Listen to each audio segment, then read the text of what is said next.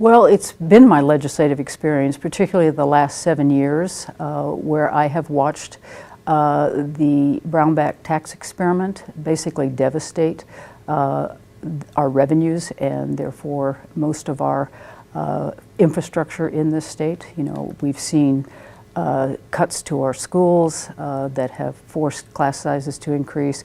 We've seen decrease in access to health care. We've even seen rural hospitals closing down.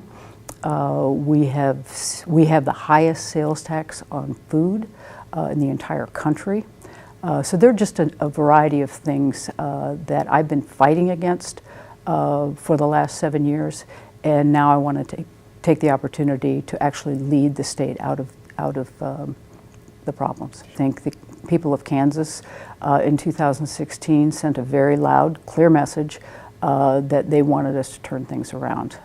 We started that with the repeal of the Brownback tax experiment, and then we actually overrode his veto to maintain that. So we've begun down the path towards restoration.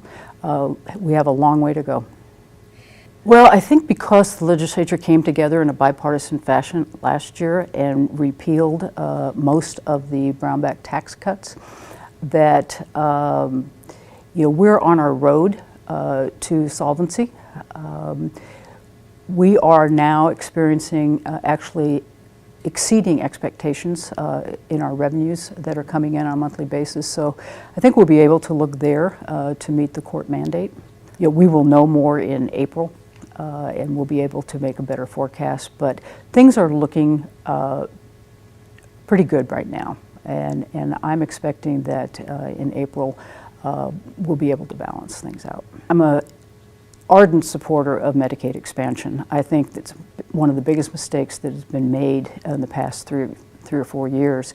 We have left over $2 billion back in Washington, D.C. that should have been coming here to help our hospitals, to help our providers, and to help our citizens. So it would be my goal, if we don't get it passed this year, to make sure that we expand Medicaid and give our hospitals and providers the resources they need. Well, I have run 4 Senate races, and my Senate district is heavily Republican. Through very hard work, I was able to win the first time by a very few votes. After that, spending time with folks, they became very comfortable with me, that both Republicans, Democrats, Independents. And so I think I know how to navigate that. I have a reputation in the Senate as being someone who can easily work across the aisle with folks in the other party to promote good public policy. So I'm comfortable with that part, and I don't believe really that gender plays a huge part in what it is. I think it's more my unique qualifications for the position of governor. Well, one of the things that people don't know about me is that I used to be executive director for the Kansas Recreation and Park Association.